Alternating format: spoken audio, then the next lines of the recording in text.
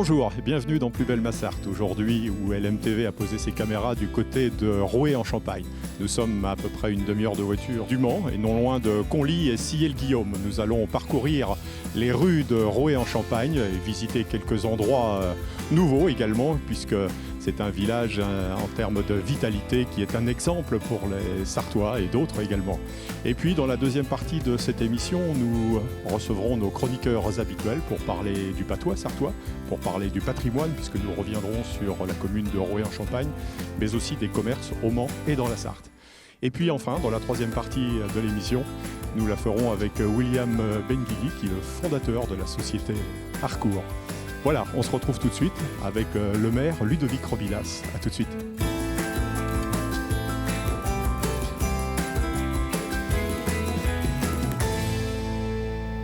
Voilà, on se retrouve avec le maire de Roué en Champagne, Ludovic Robidas. Bonjour. Content d'être parmi vous aujourd'hui. Est-ce que vous pouvez nous présenter votre commune ? Oui, donc Roué ou Roué en Champagne, on ne sait jamais trop comment on s'appelle. Pour l'INSEE, c'est Roué, pour les services de l'État, c'est Roué en Champagne. Une commune plutôt jeune, assez dynamique avec 840 habitants, pas mal d'associations, et puis on a des commerces qui vivent bien aussi. Alors vous avez également, comme beaucoup d'autres maires de la Sarthe et d'ailleurs, une autre activité en dehors de vos fonctions ici à la mairie. Oui, moi j'ai une autre activité, je suis cadre à la SNCF, chez SNCF Réseau, où je travaille à Nantes. Donc il faut concilier vie professionnelle, vie privée et vie d'élu. Et c'est vrai que ça fait des journées très très chargées. Alors, est-ce que vous pouvez nous parler des réalisations qui ont pu être effectuées ici, justement, depuis votre élection, on va dire ? Oui, donc depuis l'élection de 2020, c'est vrai que les 2 premières années ont été perturbées forcément par la Covid-19. Et puis là, depuis 2022-2023, c'était l'année des réalisations. 2023, on a fait une MAM, puisque aujourd'hui on a une école avec 4 classes. Et on voit bien qu'on n'avait plus que 3 assistantes maternelles qui exercent à domicile. C'était insuffisant pour le nombre de naissances et d'enfants à accueillir. Donc il y a eu la construction d'une MAM qui a été inaugurée le 4 septembre 2023. Et puis on a aussi réouvert une boulangerie, alors qu'on avait 4 boulangeries sur la communauté de communes confirmées en même temps que la nôtre. Et donc voilà, on a pris ce pari, ce défi d'ouvrir pour le territoire une nouvelle boulangerie, et je pense que c'est plutôt réussi. Vous avez recréé une dynamique, comme vous venez de le dire, en termes de commerce, d'entreprise. On va parler de culture aussi. On a vu qu'à l'approche des fêtes de Noël, il se passait beaucoup de choses, et notamment du théâtre ici, à Roué en Champagne. Oui, on a une troupe de théâtre qui est sous l'égide du comité des fêtes. Donc c'est une troupe de théâtre qui existe depuis très très longtemps. J'ai commencé la première soirée cabaret, donc j'avais 8 ans. Et donc aujourd'hui c'est toujours valable. C'est 5 séances au mois de novembre. C'est entre 600 et 800 spectateurs qui sont accueillis chaque année par des bénévoles amateurs. Et puis dans le village, comme je vous disais tout à l'heure, on a une quinzaine d'associations, dont une qui s'appelle Mémoire de Roué, qui travaille justement sur la mémoire de Roué pour transmettre tout ce savoir aux plus jeunes générations, et puis que ça puisse perdurer. Et là on est sur l'écriture d'un ouvrage qui lui restera figé dans le temps et expliquera aux gens l'histoire du village. Un village, est-ce que justement vous pouvez nous parler aussi de la fondation Le Grou, qui œuvre beaucoup pour la vie des citoyens ici à Roué en Champagne? Oui, donc en 2008, on a des habitants du village, monsieur et madame Le Grou, qui ont légué leur fortune à la commune de Roué, et donc charge à la mairie de construire 50 logements pour personnes âgées nécessiteuses, qui paieront un loyer suivant leurs revenus. Et puis charge aussi à la commune de créer une fondation qui sera reconnue d'utilité publique. Donc ça a été fait. Et donc ce patrimoine légué par monsieur et madame Le Grou est propriété de la commune, qui est le premier membre fondateur de cette fondation. C'est la commune qui a apporté la richesse. Et donc il y a un conseil d'administration qui gère l'ensemble des biens que nous ont légués monsieur et madame Le Grou, avec un objet bien particulier. Ce legs doit être à destination des personnes âgées. Alors justement, puisque vous parlez des personnes âgées, vous l'avez dit aussi en préambule, ici il se passe des choses intergénérationnelles avec les jeunes enfants. Ça, c'est quelque chose de formidable. Ouais, c'est formidable. On essaie donc avec le centre de loisirs, avec la MAM, avec l'école, de faire de nombreuses actions intergénérationnelles tout au long de la semaine et tout au long de l'année. Merci Monsieur le maire. On va justement se rendre à un endroit de partage. Allez, suivez-nous, on y va.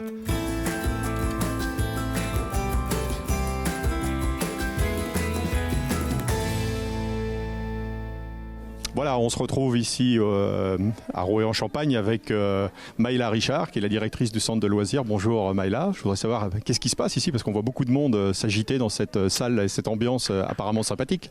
Oui, tout à fait, bonjour déjà. Alors aujourd'hui, nous avons comme projet un projet intergénérationnel qu'on a mis en place donc, du coup, avec les enfants. Ce projet nous tient à cœur par rapport à réduire en fait, l'isolement des personnes âgées, de mettre vraiment en communication le partage des personnes âgées et les enfants pour parler voilà, du patrimoine, de leur savoir-faire et de leur savoir tout simplement, que ce soit culturel, le partage, l'empathie, la communication. C'est quelque chose qu'on sent évidemment quand on vient ici à Roué, c'est cette notion de partage, à l'image de ce qui se passe juste derrière nous, là, entre les générations, les petits et les grands. Donc qu'est-ce qu'ils font? C'est des activités, c'est des jeux, chacun apprend à l'autre, c'est un moment de découverte? Oui, voilà, tout à fait, c'est un moment de découverte. Alors aujourd'hui, c'est la première fois que nous prenons le temps de faire ce projet-là avec les personnes âgées.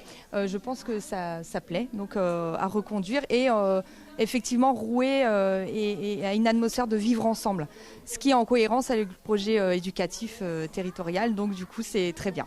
Y compris à la cantine? Et y compris à la cantine, tout à fait, parce qu'on partage des moments avec les personnes âgées également. Les enfants débarrassent la table voilà, de ces personnes et il y a un moment de partage et leur montrer aussi l'empathie qu'ils peuvent avoir en fait, envers ces personnes. Merci Maïla.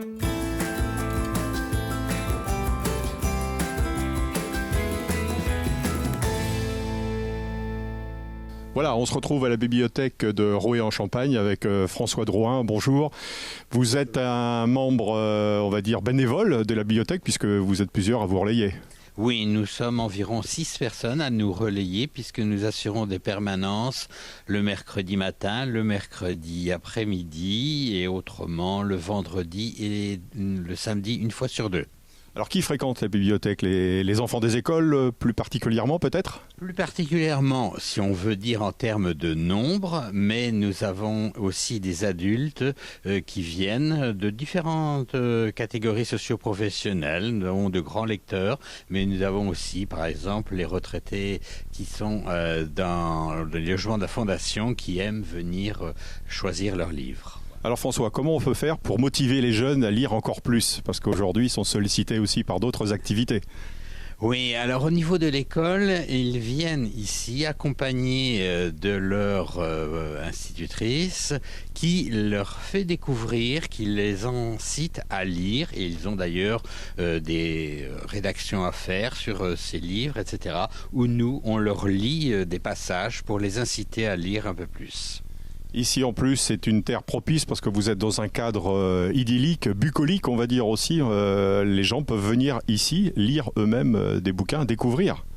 Alors nous avons aussi des gens qui, par exemple, amenant leurs enfants à des activités diverses qui ont lieu ici, sur le site de la Fondation, qui pendant ce temps lisent, découvrent des choses ou font découvrir à leurs enfants plus jeunes des livres. Merci François.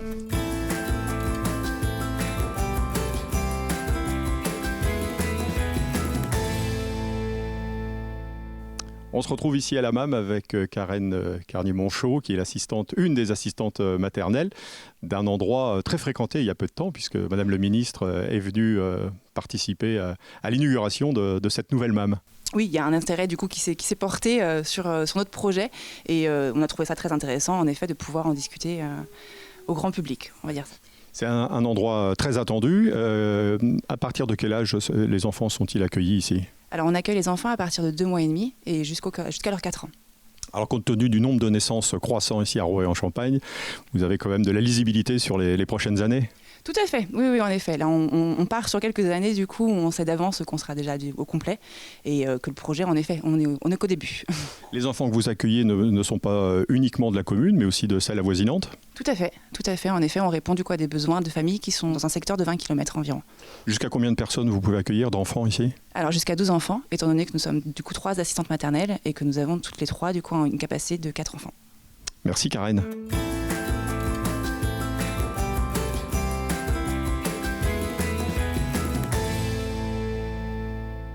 Voilà, on se retrouve dans les coulisses de la Midor, la boulangerie-pâtisserie ici à Roué-en-Champagne, avec Jamel. Bonjour. Jamel, on a repris la boulangerie depuis le 13 juillet maintenant.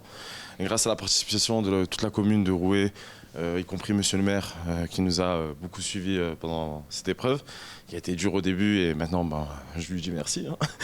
Qu'est-ce qui vous a motivé à venir ici? Nous on était jeunes, du coup on n'avait pas trop les fonds pour nous permettre en fait, d'acheter une boulangerie de ce niveau-là.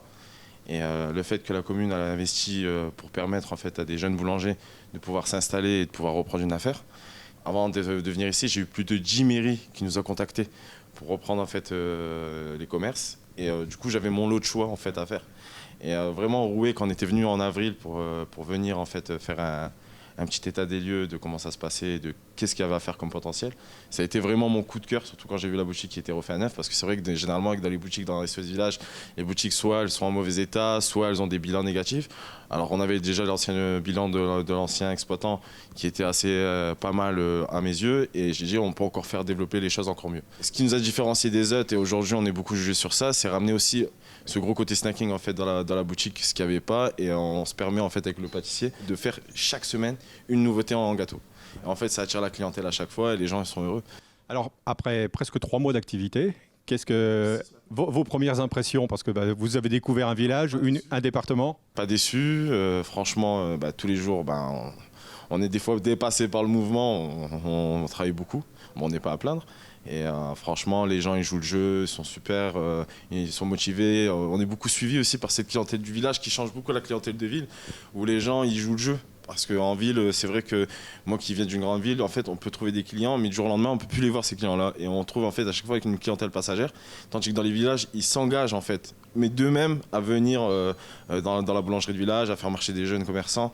Et franchement, moi j'ai un souhait à dire, c'est que celui qui veut se lancer dans cette aventure, bon courage. Et il y a un gros potentiel dans les villages que beaucoup de personnes ont négligé à l'époque, et que finalement, les vrais bons vivants, c'est les villageois. Et moi, ça me tient à cœur. Et c'est plus maintenant, cette clientèle que j'ai aujourd'hui, c'est plus comme une petite famille que j'ai à mes yeux. Voilà. Et ça, je dis encore merci à M. Robidas, à toute la commune. Et j'espère qu'on va durer le plus longtemps possible ici et avec beaucoup de nouvelles choses. Voilà pour moi. Eh bien bravo. Merci Jamel.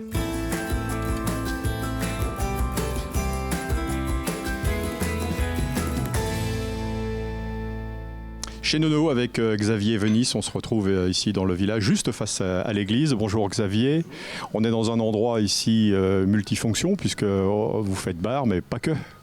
Ah oui, on fait de la restauration, on fait du service traiteur, on fait en même temps du tabac, de la FDJ. C'est un commerce multifonction. Ah vous Xavier, vous êtes originaire de Roué-en-Champagne? Alors moi non, personnellement, moi je suis de Saint-Jean-d'Assé. Mon père tenait un restaurant déjà à Saint-Jean-d'Assé. Je suis d'une famille de restaurateurs. Merci Xavier.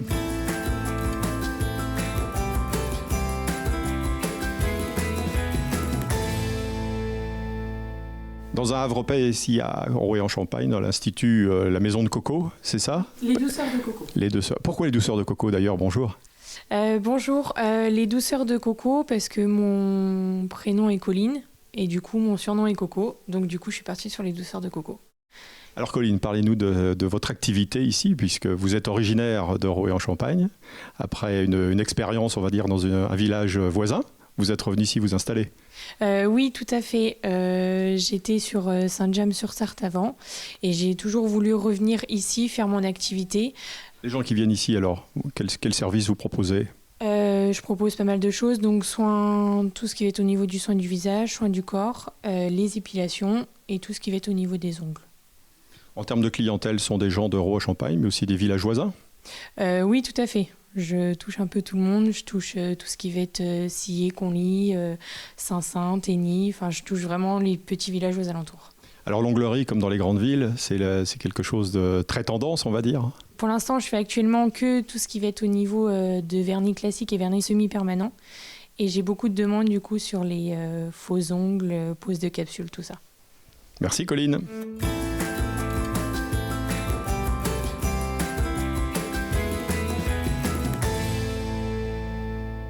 De retour ici à Roué-en-Champagne avec Monsieur le maire pour évoquer aussi une activité principale, majeure, puisqu'on a parlé du commerce et des entreprises. C'est le sport, avec notamment, on peut le dire aussi, un centre d'entraînement départemental des sapeurs-pompiers. Oui, sur la commune, donc il y avait une ancienne friche industrielle, donc l'ancienne laiterie, cette friche a été rachetée par le conseil départemental de la Sarthe, qui a décidé en fait d'en faire le centre d'entraînement départemental des sapeurs-pompiers, et donc centre qui vit bien avec des sapeurs-pompiers qui sont accueillis toutes les semaines. On a aussi des entraînements de police, de gendarmerie. Aujourd'hui, c'est un centre qui va se spécialiser dans l'incendie, dans le secours à victimes, sous des décombres, la partie risque chimique, accidents routiers également. Et puis donc le sport pour les Roisiens et Roisiennes, et puis peut-être des alentours aussi, avec des activités sportives. Oui, donc on a deux associations qui proposent des activités sportives. Il y a le Club Olympique Roisien qui fête ses 50 ans en 2024, et puis Famille Rurale. Donc on a du sport dans le village 7 jours par semaine, du lundi au dimanche, avec des activités encadrées, des activités en libre service, et puis l'ouverture de 2 salles de remise en forme qui sont mises à disposition moyennant une toute petite cotisation l'année pour pratiquer une activité physique de 3 à pas d'âge. Eh bien, merci Monsieur le maire. Voilà, c'est un village où il fait bon vivre. On est à peu près à une demi-heure du Mans. Oui, on est à 30 minutes du Mans. On est à 5 km de la gare de Sillé-le-Guillaume, qui est un axe ferroviaire important pour nous pour pouvoir se rendre sur le Mans ou sur Laval. Donc, que du bonheur. Merci Ludovic Robidas pour cette visite guidée de Roué-en-Champagne. Quant à nous, on se retrouve dans quelques instants avec nos chroniqueurs habituels. Et à tout de suite.